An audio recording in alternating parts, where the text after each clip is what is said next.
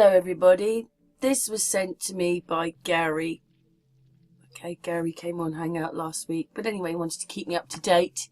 This post that he's been sent, it says, the Lyris 1984 newsflash, prosecution in People's Union of Britain versus Matt Hancock, has now sent the executed form applying for his arrest warrant to the Court of Issue.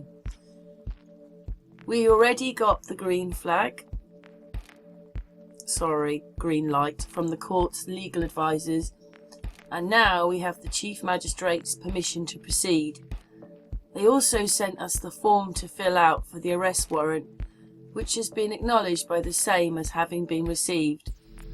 However, the form might be prosecuted till Monday, when it will be sent up to the Crown Court to be administered and then served upon the defendant without delay by the arresting officers, who will soon be appointed by the court. Oh my God. I really hope for everybody that something happens, although a lot of people are sceptical, aren't they?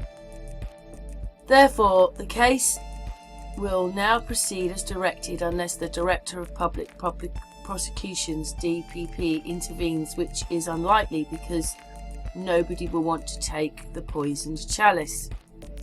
However, even if they do, we can object on the ground that the DPP is working for the government, so they are obviously conflicted.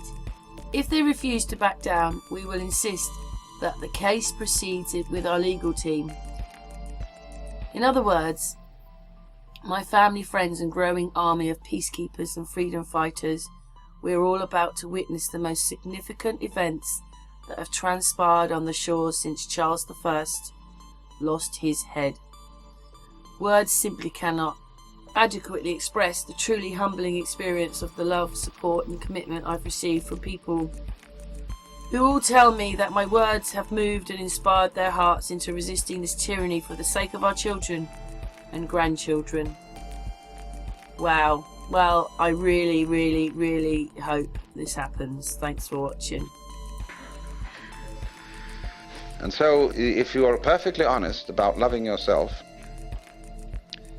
and you don't pull any punches, you don't pretend that you are anything other than exactly what you are, you suddenly come to discover that the self you love, if you really go into it, is the universe. You don't like all of it. You're selective about it, as we saw in the beginning. Perception is selection.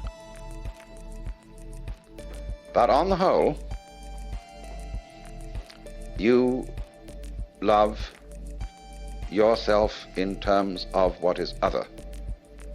Because it's only in terms of what is other that you have a self at all. So then,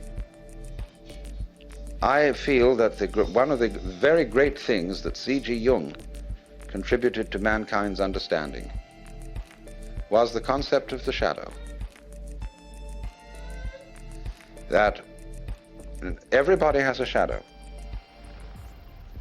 and that the main task of the psychotherapist is to do what he called to integrate the evil,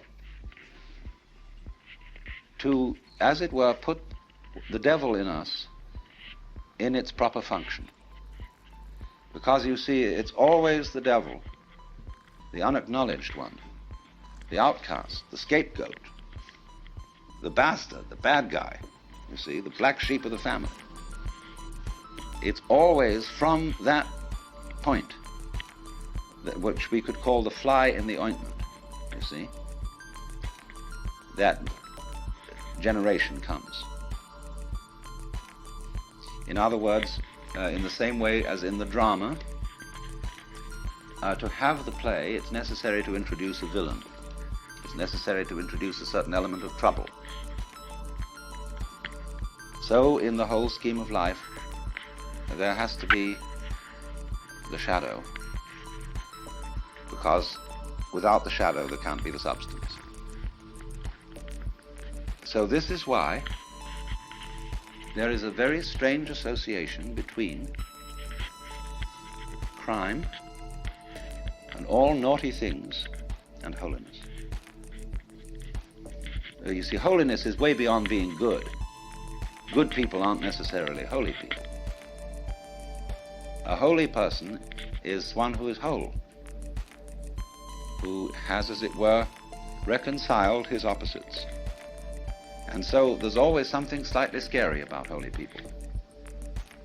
And other people react to them in very strange ways. They can't make up their minds whether they're saints or devils. And so holy people have throughout history always created a great deal of trouble.